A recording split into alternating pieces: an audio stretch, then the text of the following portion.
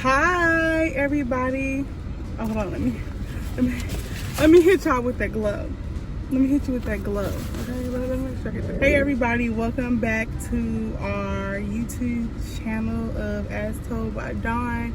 We're going to do a quick update because I don't know when the last time I updated anyone on this channel, honestly. Again, we can go over the stats first and then we can get into the reason why we came here. But before, I want you to like this video because, I mean, at this point, if you're watching this, give me a thumbs up. Don't give me a thumbs down. Go ahead and comment down below as the video progresses and then subscribe to the channel. Starting off, let's just go over the stats. As we know, I am officially 4 months out. I originally had my surgery on December 31st. Literally like really late, so it's almost like January 1st. So I kind of count this like it's 4 months. It's 4 months, like it just officially became 4 months as of last month. And you know, at this point, I'm pretty much excited. My original weight was 348. Currently, I am at 285. 280. As I think I checked yesterday. I believe I checked yesterday, and as of yesterday, I'm 285. Of course, we went over the last video. If I remember telling y'all that my surgeon wants me to lose an additional 30 pounds before the goal is to lose. I'm sorry. Let me rewind. Let me calm down. The goal is to lose 30 pounds by June. So June, he wants me to be at, honestly, he wants me to be at halfway through the goal of me losing 150 pounds, 150-ish pounds. And right now, I'm so far probably 60 plus. And those are like the stats that I have right now, that I have for you. I'm going to show you like some pictures or a video if I can find one of me kind of like starting off, and then show you a picture or video of me kind of like now, because right now you see I'm sitting in the car, but I want you to get like a realization of like where I'm at in regards to my weight. I mean, my height, I'm looking over because like I'm at work, and I have my window down, but right now my height, as far as I know, people say I'm lying, I am 5'10" at 5'9.5" at best, but I know for a fact I'm 5'10" because I'm on Amazon. And I just want you to see, like, if you're looking at me as like a base, just know that I am pretty tall. I'm not like average height, so sometimes it's good to know like where I started, get those deets in order to see, okay, this is where, you know, I would be at, you know, X, Y, and Z. My body shape is different than most, you know. I got a lot at the top and a little at the bottom, and I mean, I just want you to get a realization of where, like, how I look. But this video is about restrictions, talking about my restrictions, talking about everybody else's restrictions, what my restrictions have looked like for the past 4 months starting off, and then where I'm at currently now within like these 4 months. Starting off with the surgery, as we all know, that first 2 weeks is really, I'm not going to say difficult, but for the first 2 weeks, all I did was drink water, protein, water. I try to incorporate soft foods as suggested, but my body was not accepting it originally. So starting off, I lost a lot of weight initially because I really wasn't really eating. Everything pretty much has been like pretty much liquid. And then eventually I went into protein shakes, and I was able to drink about I was able to get down about 4 ounces within every 15 minutes. If I mentally thought, let me drink 4 ounces every 15 minutes, because I was trying to get to my 64 ounces a day. And so I was really like, y'all, I was really on top of it. Like when we first started off, you really want to make sure you don't get dehydrated. You want to make sure that basically you're not trying to fall out. You're not trying to fall out. You're not trying to be malnutrition. And at that point, that was what I was worried about. Then once I got to being able to eat, it was around, I would say, a month and a half, almost 2 months in. That's when I was able to start consuming food, like without having issues. At first, eggs was not agreeing with me. Malto meal wasn't agreeing with me. I still haven't tried malto meal yet. Like after the first time, applesauce wasn't agreeing with me. I still haven't went back to applesauce. Like once you get like that bad experience with the food, it's really hard to kind of like mentally go back and try that particular item again. And at this point, I try to keep, like, my main goal every day is to get in the protein, watching the carbs, making sure I'm getting in my liquid, the 64 ounces. I'm not gonna lie to you, this week has been harder than, remember last week I said, oh, okay, I'm getting these drinks, I'm getting this water. I bought recently some protein, some Gatorade protein, which is 10 grams of protein within these Gatorades, but it does have a little bit of sugar.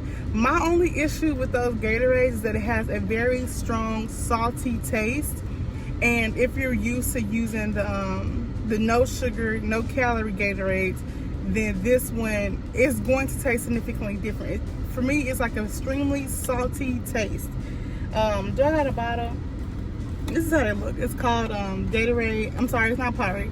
It's Gatorade Zero. It's 10 grams of protein. It has 50 calories, so just keep that in mind. It has no sugar, but it does have calories in it, and it does have this taste. So I think that if you're trying to, get that protein in, like let's say you're working out, maybe that's a good like alternative for you. If you don't want water, you want something to give you like a little boost of energy, then I would say this would be a good option for you. But for the most part, whenever I still have a whole case of these, I drink these, I put water and juices in them, carry around, drink it. Then when I feel like it's time for me to pop open another bottle, I will. Right now I'm on lunch and I am about to eat, I know there's nothing like restrictions like this time. I am about to eat Oyeko's 000. It's a berry mix yogurt, and it has I think this is 15 grams of protein, no added sugars. And so for me, let's say like this, I don't know how many ounces in this particular thing. I could probably eat half of it within 30 minutes.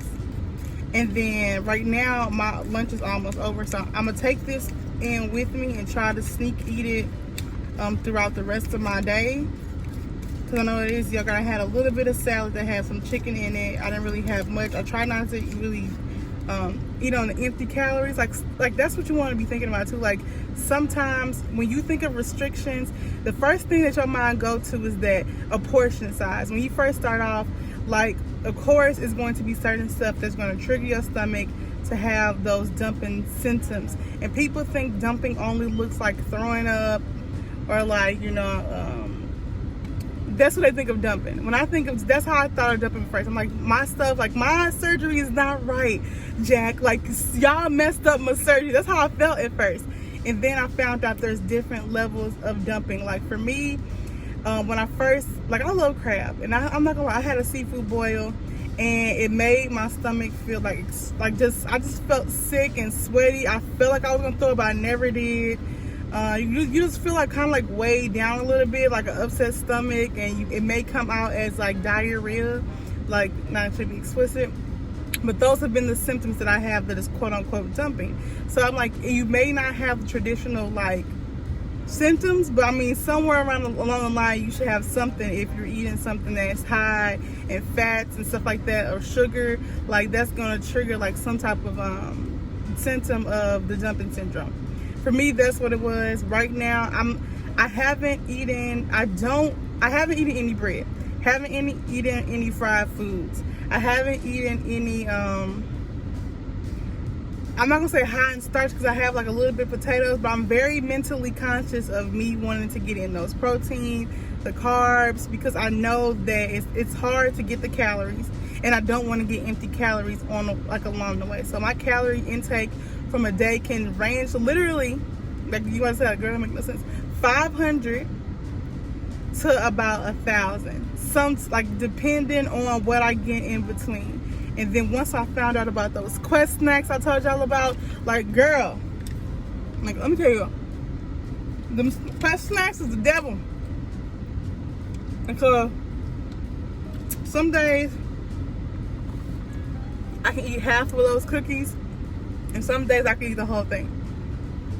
And it may be because I have nothing in my stomach, maybe no water or anything, but some days I can eat a whole cookie, and then some days I can eat a half, and maybe eat the other half at a later time. But it just depends. And I feel like mentally I'm on, like, I put a lot of pressure on myself because I feel like it's other people that have been on this journey that has lost more than me, and that's 4 months out, and it's kind of discouraging. It's like, okay, but like you're losing something, so now I want to make sure. And I know that the reason I talked to my doctor is that I'm not exercising enough. Like, I'm not moving the body, and I keep, preaching you need to do X, Y, and Z, and I'm not doing it. I'm walking, but I'm not walking like I should. I stopped doing my workout with my friends. For the most part, we're gonna start back up next week, going strong. And then starting today, when I get off work, I'm gonna go on a walk with the boys. I can show you a clip. Like, I've been walking, like this is a clip of me, KJ, walking in the rain. I just want to start getting the body movement. I bought all that stuff for the yoga. I only did yoga for about a week, so I want to get back into that. Just like getting my body, because right now it's adjusting to the new body. I've lost 60 plus pounds, and I could definitely feel it in my clothes. I can feel it when I walk. I can feel it when I just when I talk. Like, I can rant longer without feeling like I'm about to pass out. And that's like, I don't know if that's a good feeling for everybody else. That's a good feeling for me. I've noticed, like, I wish I could show a good video. Like, if y'all see my head, like, even though it's not like skinny and snatched like I want it to be, I can notice it in my neck. I've always had like a fat neck, but like I have more of a distinct fat neck. So I mean, I noticed it in there. The hump on my back, like, it's gone down a lot. I think that's like the reason why I cut my hair too. Like, I wanted to really see myself in like all of it, you know what I mean? Because when you cut your hair, you're ready for a big change. And when I cut my hair for like the 3rd or 15th time, and I cut it off short, like right now I'm just now letting it grow back. I had a little scar situation going on here, but when I decided to let my hair grow back, I wanted to like let my hair grow with the growth that I'm having with this journey. I'm probably cut it again, but like I really wanted to see my face and how it changed. Like, I want to be able to document that for y'all so I can see like the difference, because sometimes when you have a lot of hair, it's hard to like see those features. And right now you're really close up on me, and I want to kind of like see everything like in its entirety. So far, that's how I view restrictions. Those have been my restrictions. It varies from day to day. I think it's a mental thing. I was talking to my aunt, and she was also saying, like, you can't deprive your stuff of stuff that you love. And this is like the one thing. I was talking to a coworker as well, and we were talking about, you have to rethink how you view food and how food is incorporated into your life, of how you deal with stress, with happiness. And once you rethink how I incorporate food into my everyday like cycle, then it won't be a big deal. And you have to be okay to say no to people. Like, if someone asks, like, oh, do you want something, or like want this like particular item, at first I felt bad by saying no, or saying I can't have this, but I don't have a problem no more.